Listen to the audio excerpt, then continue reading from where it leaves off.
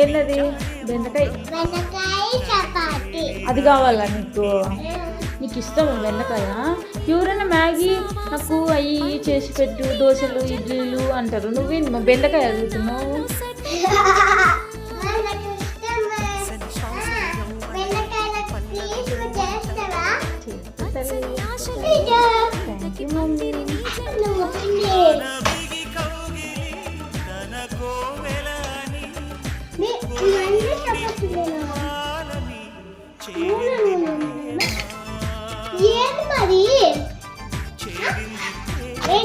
నువ్వే కదమ్మా చపాతి బెండకాయ చేయమన్నాము, అందుకు చేస్తున్నామా బాబు.